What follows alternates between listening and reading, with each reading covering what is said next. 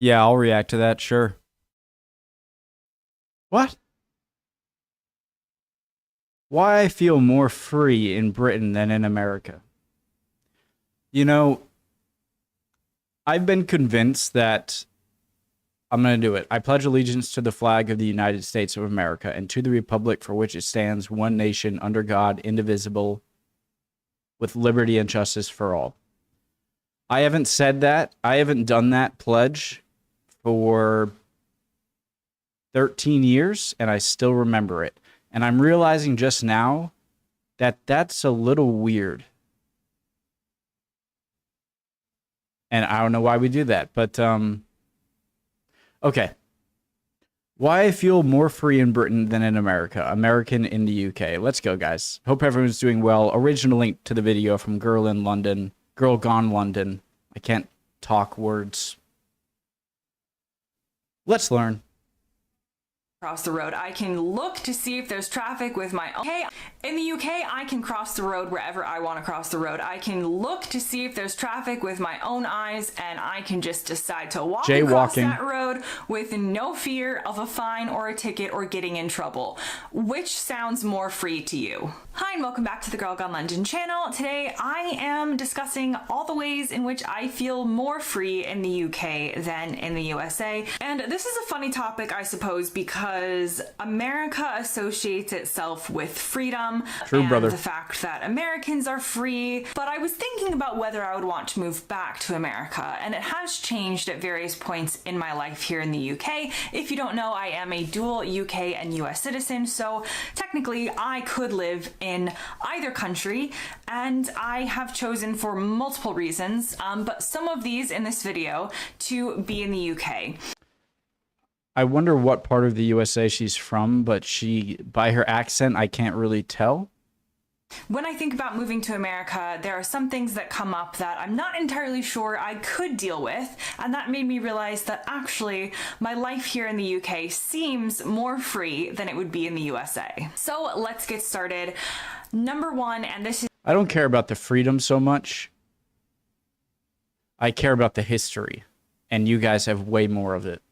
Probably the biggest way in which I feel I have more freedom here in the UK has to do with healthcare. Now, the reason I was thinking about this is not just the fact that I can go to the doctor here and not pay anything, or have a surgery and not pay anything. It's also to do with the fact that I am self-employed. And so if you're self-employed in a place like the UK that has a nationalized healthcare system, it means that you don't have to factor this in to your job, or what it means if you lose a job or gain a job or anything like that. And if you're... Question. I'm sorry to interrupt you. I'm talking to a video. You really mean that if you need surgery, it's always free? No matter what the surgery is, or... So if I need, like, chemotherapy, or if I need a heart transplant, well, that would depend on if there are donor hearts available. If I need an appendectomy, it's just free, no bill. Or what it means if you lose a job or gain a job or anything like that. And if you're British, you're probably a little bit confused if you're not familiar with how it works in the US. So in the US, having health insurance is essentially mandatory to be able to go to the doctor, to get surgeries, like to get help. If you don't have anything at all, technically you can still get emergency help, but it's a whole big thing. So in general, you need health insurance. Typically, health insurance is going to be attached to a job, but it's going to be attached to a salaried job, and it's considered part of the perks of the job. So people in the US who are self-employed or freelancers or not in a traditional 9-to-5 salaried position still need health insurance, but it doesn't come with your job as a perk. So you then have to source that health insurance for yourself, pay the monthly fees, which can be extortionate. So we're not talking like $50 a month here. We're talking at least in the multiple hundreds per month in order to have health insurance in case you have any sort of medical need. Not only does it matter like if you have a job or not, you also sort of have to gamble with your own health. Like, how much you think you are going to need a doctor visit or hospital visit is going to matter when you're choosing a healthcare plan. Because if you have some pre-existing condition and you're going to go to the doctor's office often, then that means that the copay isn't going to matter as much as the what's it called? I forget the maximum amount where your health insurance will cover. It's like a gambling kind of. It's like if you're perfect. Let's say you're 28 years old, you're healthy, you're an athlete, or an athlete you're just a very healthy person, late 20s. You're not going to likely need a lot of health care, right? And so if you're going to get insurance, you're going to want to have one that has a high copay but lower other costs, because it's going to be rare that you need a visit. And so you'll gamble, okay, I'll choose the high copay cost as long as the premiums and whatnot are low. Am I using the right terms? Premium. Do you know what I mean? So you have to judge how likely you are to need healthcare to pick a healthcare plan. So if I were to move to the US right now, I would feel a lot less free financially, because I would have to be paying, again, extortionate amounts for health insurance every month. And I might not even have the freedom to be self-employed in the US because of how much extra that adds on per month and per year to your costs. And again, after you have the health insurance in America, you still often have what we call a copay, which is the money you still need to pay towards the doctor's appointment or towards the surgery or towards the hospital visit or whatever it is. So let's say that your insurance does cover your doctor, you might still have a $50 copay, which means that you still need to pay out of pocket $50. It's like an admission fee to the ride. Let's say that the healthcare service that you need is like, it's the Ferris wheel. But in order to even get into the park to go on the Ferris wheel, you need to pay the admission fee. That's like a copay. Every time you have a doctor's appointment, and yes, the insurance will cover the rest, but you're still paying out of pocket. Here in the UK, if I have any sort of issue that I need to see a doctor for, I don't worry about budgeting for it. I'm just able to go. And in that way, I think that I get much better healthcare here in the UK because I'm not worried about the financial aspect of it. I don't second guess whether I really, really need to be seen or... That's the big thing. And this is the thing that actually angers me when it comes to American healthcare is if anything that I can make free when it comes to healthcare in the US, it would be pre-screening checkups for some disease or ailment you might have. Because if you go to the doctor finally and you're like, okay, I'll pay, something's wrong with me, and they're like, you have cancer. It's like, wouldn't it be great if I didn't have to pay so much to get a checkup so that I can see a doctor, they can see signs of maybe cancer, and then get rid of it?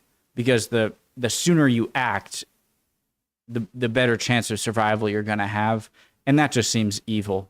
The fact that I have to wait for like physical pain to then go in and be like, you have cancer, and not only do you have less chance of living, it's going to cost you way more than if you caught it earlier.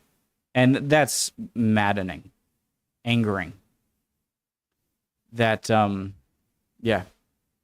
Can just like fix myself on WebMD because it doesn't cost me money at the point of interaction here in the UK. Yes, you pay through it through your taxes, you pay through it in other ways. Everybody always says the NHS isn't free.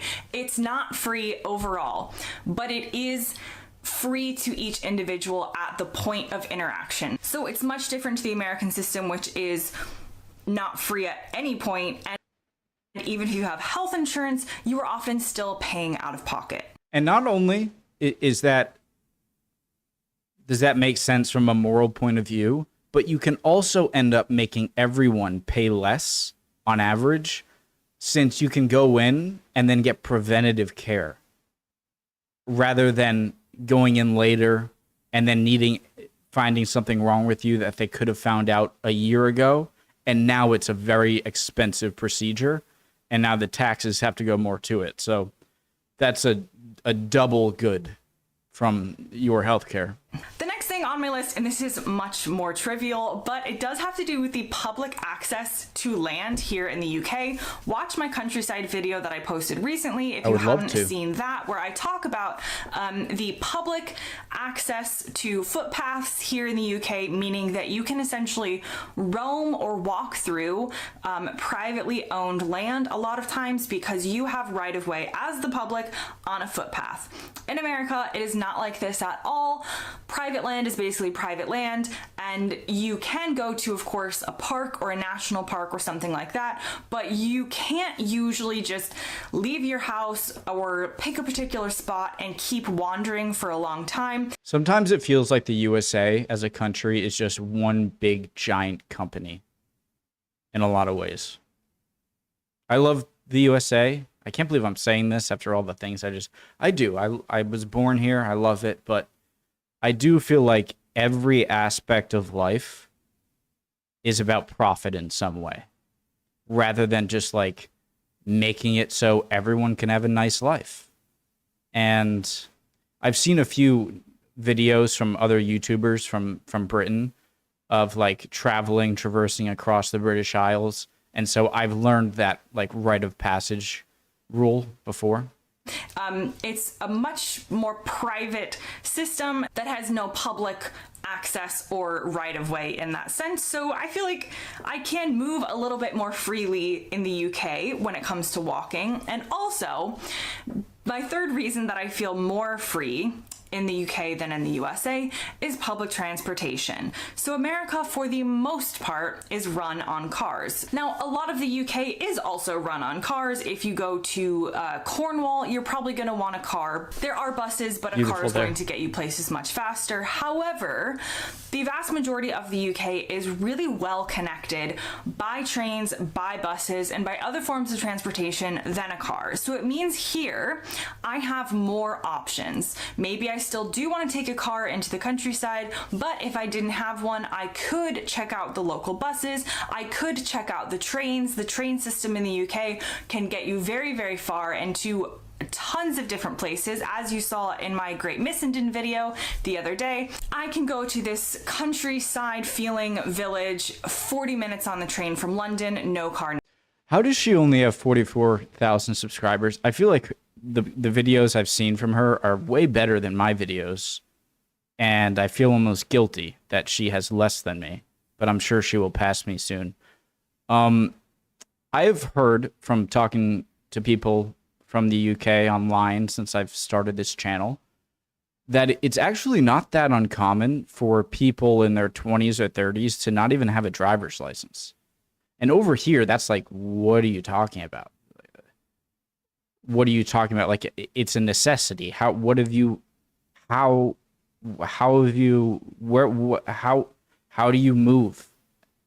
And so just, even in the Northeast, by the way, which is where public transportation in the USA, where I live, New England, like, say Washington, D.C. to Philadelphia to New York City to Boston, is pretty good public transportation by American standards.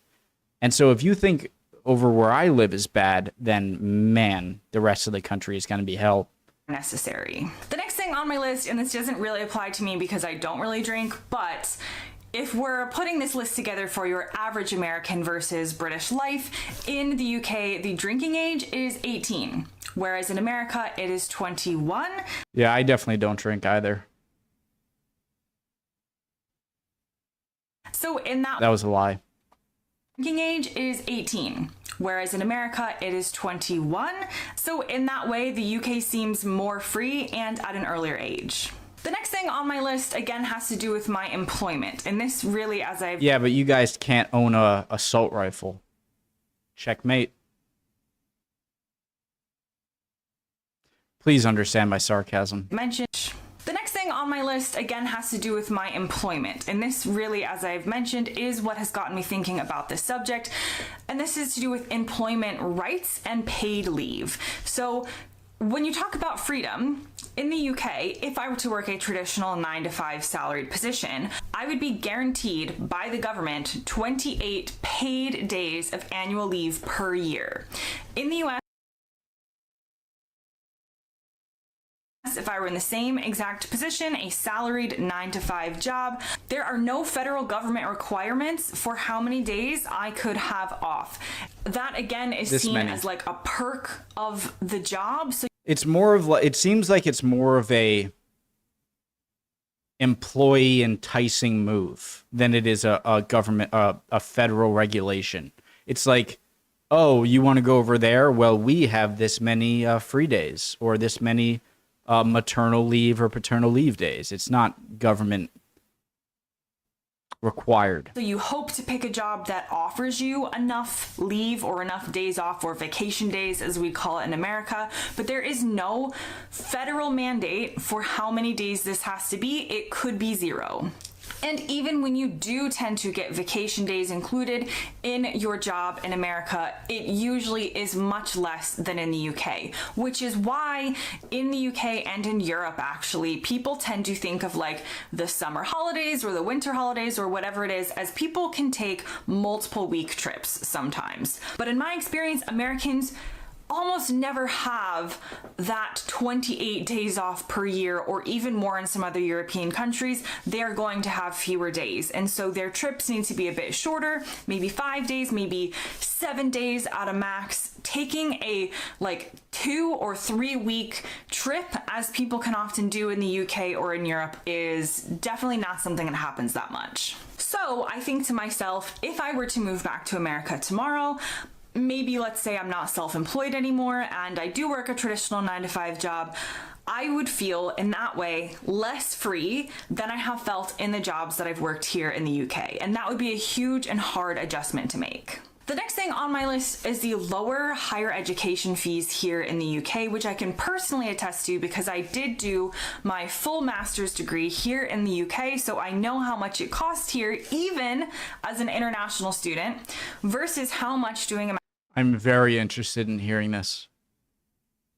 master's degree would cost, even as an international student, versus how much doing a master's degree would cost in the USA. I've mentioned this in my video about things that are cheaper in the UK than in the USA, but higher education is definitely one of those. If she says anything lower than like 15,000, which would be really cheap, I'm gonna freak out. So when you compare the costs here in the UK to the $50,000, $60,000 per year cost. I meant per year.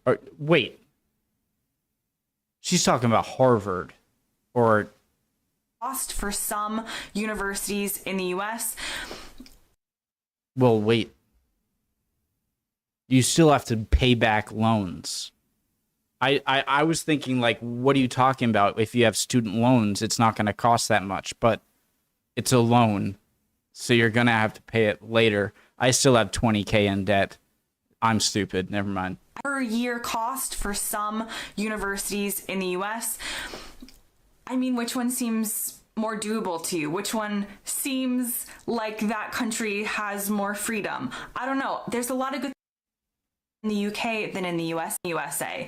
A student versus how much doing a master's degree would cost in the USA. I've mentioned this in my video about things that are cheaper in the UK than in the USA, but higher education is definitely one of those. So when you compare the costs here in the UK to the $50,000, $60,000 per year cost for some universities in the US, I mean, which one seems more doable to you? Which one seems like that country has more freedom? I don't know. There's a lot of good things about America, but the more I make this list, I'm like, there's a lot of ways in which there is so much more freedom here in the UK that maybe people don't realize. And of course, the most obvious one, I have left it to this point on the list, has to do with firearms. So yes, there is crime in— See, here's where we're going to win on freedom. Can you own a bazooka, a rocket launcher, a tank? Can you own 1 million AR-15 assault rifles. Nope, checkmate. We're more free. In the UK, yes, there is an increase in different types of crimes in different cities. It's nothing compared to how you feel in America at all times, knowing that firearms are allowed to be held by your average citizen. And what I will say is that when you live in America for long periods of time or you grow up there, this is a fact of life you have to get used to. So do you necessarily go around fearing this all of the time? Not necessarily, because you do have to become kind of immune to that fear in order to live your life. But now that I've lived in the UK and I can go to the movie theater, I can go to the mall, I can go to a restaurant without fearing some sort of gun violence incident. When I go back to the US now, I am very aware. So if I go to like a crowded movie theater or a crowded mall, I do look around and I think of what could potentially...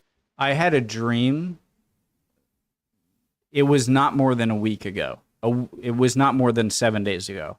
I had a dream about a shooter. I was with my brother. It was a few days ago. It was no more than 7 days ago. And it was pretty short. But I was with my brother in some random building. I don't know. And then a nurse came to us, but it wasn't a hospital. Dreams are weird, okay? I don't know. And said there's someone with a gun, and I was like, oh, and then I'm with my brother, and then the guy shows up, and then I run the other way, but my brother didn't, and then I hear shots, and then I woke up. True story. It was a dream. Like, stuff doesn't fit. Like, it wasn't a hospital, but it was a nurse. Not the shooter. Anyways. Eventually happen. And this wasn't a way that I thought when I lived in America, as I said, so you do have to become immune to it a little bit. But now that I've experienced a place where that fear is not always present, it doesn't make sense to me to go back to that fear, and it doesn't make me feel more free to think of a life in America where I would have to be, or feel like I would have to second guess the places I would go and how crowded they are and who might have access to them. And to counter that, another trivial one is jaywalking. So in America, there are lots of laws in different states that you cannot simply cross the road wherever you would like to cross the road. By law, you have to cross the road at a dedicated crossing. Just to be fair, it is a rule, but I have never, nor have I ever seen anyone arrested for jaywalking. But I know it is against the law. And if you don't, you could run the risk of getting yourself a ticket or some sort of fine. You're likely not going to be put in jail for jaywalking, but it's still something that is codified as not legal. So if someone gives you a fine for jaywalking, it is a really slow day for them.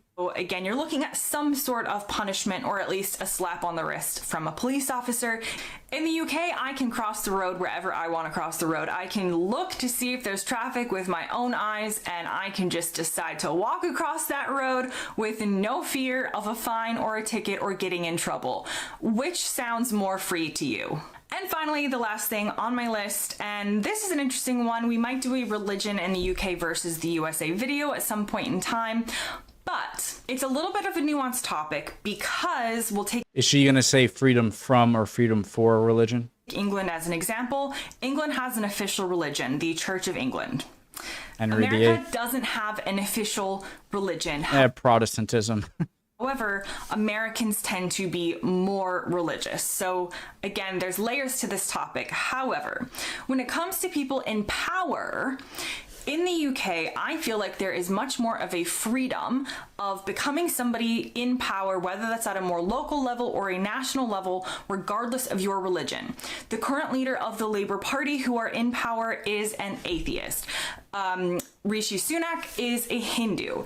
It doesn't necessarily play into people's minds what somebody's personal, private religious beliefs are when it comes to their ability to lead. You might have problems with people based on a number of other reasons, but typically religion, again, is seen as private, and in some ways that gives more freedom for people of all different religions to achieve lots of different things and hold this position of power. In America, it can tend to be more difficult for someone to be in a position of power without being part of the majority religion, which is Christianity. So I would say that your best bet is to be Christian. Like if you're running for president, is to be Christian, but not too Christian, you know?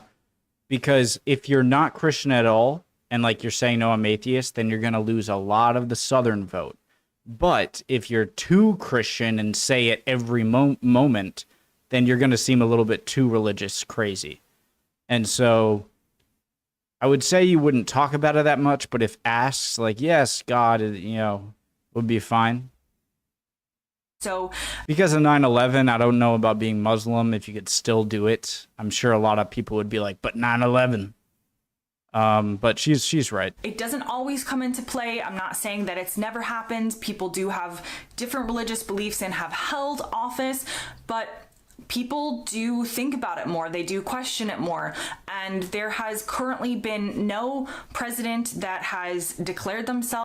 Think about this. Kennedy being a Catholic was a big deal. And I know that was back in the 60s, but to be honest, if you are Jewish, if you're Muslim, if you're Hindu, you're probably not going to be elected president. That's my gut feeling. Just because I think people have a lot of underlying... That's not racism, is it? If it's religious? Religiosism? As an atheist or not having a religion, and to me that would seem like something that would not be possible right now in America. Okay, that brings me to the end of this video. There are lots of positive things about America. I do miss it. I do miss things about it, but I was thinking about what I would have to give up in order to move back there, and it's definitely not something that I would currently want to do for all the reasons listed. As always, thanks very much for watching, and I'll see you next time. Great video. She seems wonderful. The biggest thing that she said that is a bit angering is the more free, in terms of pay, ability to seek pre-existing or checkup care. That is so huge to me. If I could make any sort of medical thing in America completely free, it would be, maybe if you want to limit it to like once a month or once every 3 months, fine, but it would be free checkups, at least for a year, something like that. Because in the end of the day, it could just cost everyone more if you don't catch something. People should not be afraid that something might be wrong, but they don't want to pay, and then they find out 5 years later it's terminal and they die.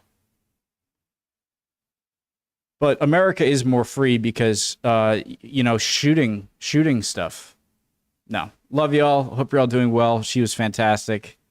Hopefully I'll see you guys next time. We'll keep on learning. Bye, guys.